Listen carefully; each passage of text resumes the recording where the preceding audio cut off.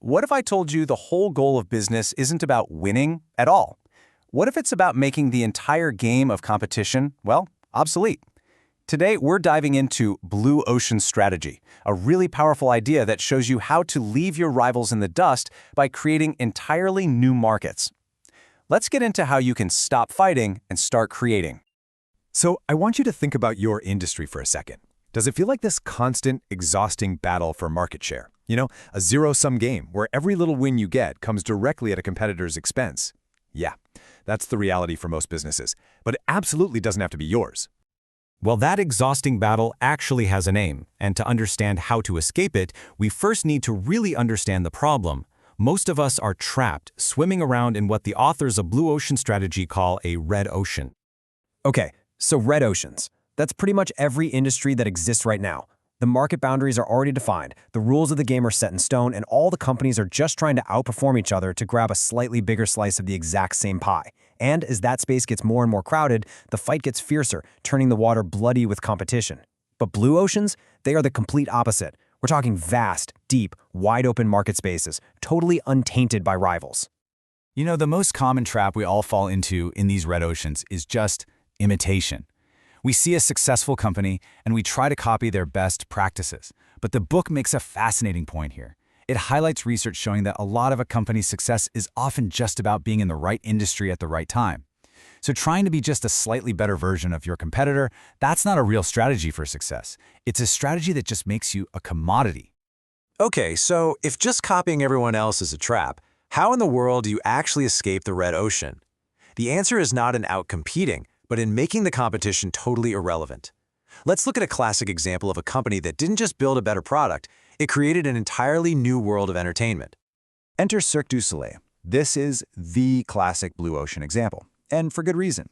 They didn't try to steal customers from Ringling Brothers. No way. Instead, they created a whole new form of entertainment that appealed to adults and corporate clients. The kind of people who would normally go to the theater or the opera, not a traditional circus. And here's the real genius behind their strategy. It's all about what they chose not to do. They got rid of really costly things that traditional circuses just took for granted, like the expensive animal acts and the big-name star performers. But at the same time, they raised the bar on things the circus industry totally ignored. They created these unique venues and added sophisticated elements like themes and artistry and music that felt like it was pulled directly from the world of theater. Now, what Cirque du Soleil did, it wasn't some lucky, creative accident. Not at all. It was actually the result of a very deliberate, systematic process, a powerful tool that really any business can use to redefine its industry, and it's called the 4 Actions Framework. Think of this framework as your toolkit for just completely challenging the accepted logic of your industry.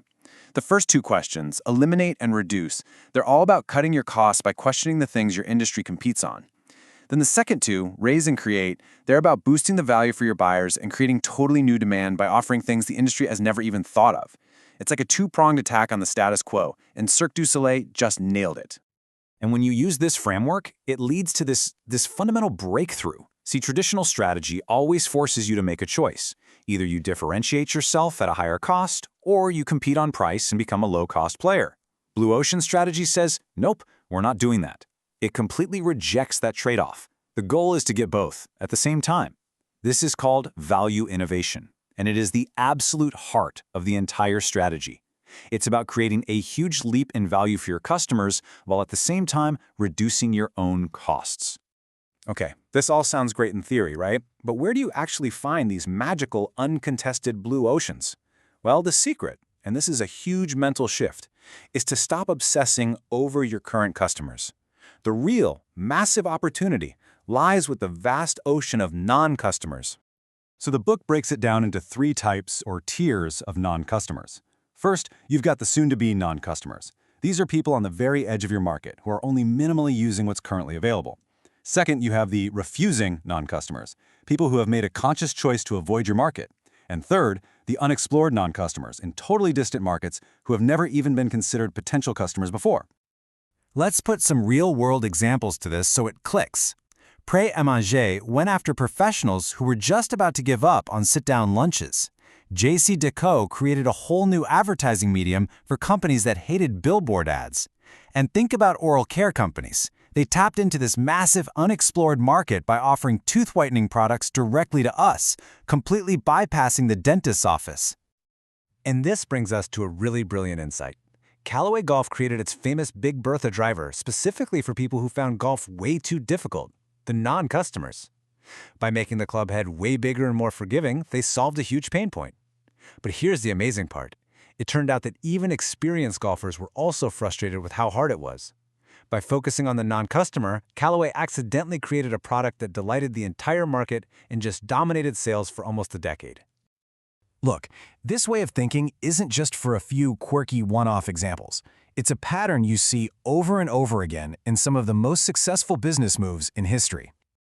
At the end of the day, the goal is always the same: to create such a massive, compelling leap in value that you unlock a whole new wave of customers, creating demand that literally didn't exist before. I mean, just think about Apple and iTunes. The music industry was in a losing fight against illegal downloads. Apple created a blue ocean by solving that one key annoyance we all had, having to buy an entire album for just 1 or 2 good songs. They offered legal, high-quality songs for 99 cents each, and in doing so, created a new market that was way better than pirating and way better than buying CDs. Or how about Southwest Airlines? They didn't just try to be a cheaper version of United or American. Nope. They looked at their real competition, driving a car. By offering the speed of a plane at the cost and flexibility of a road trip, they unlocked a huge market of people who would have otherwise never even thought about flying for shorter trips. And of course, maybe the most legendary example of all time, Henry Ford's Model T. Before Ford came along, cars were basically these custom-made luxury toys for rich people. Ford looked at the massive, completely unexplored market of average Americans and created a reliable, affordable car for the great multitude, turning the automobile from a luxury into an everyday necessity. So this all brings us back to the final, most important takeaway. The fundamental question of Blue Ocean strategy isn't how can we be better than our competitors, it's how can we be fundamentally different. It's a challenge to stop obsessing over your rivals and start rewriting the rules of the entire game. So I'll leave you with this. Take a look at your own industry, your own work, and ask yourself, how can you make your competition irrelevant?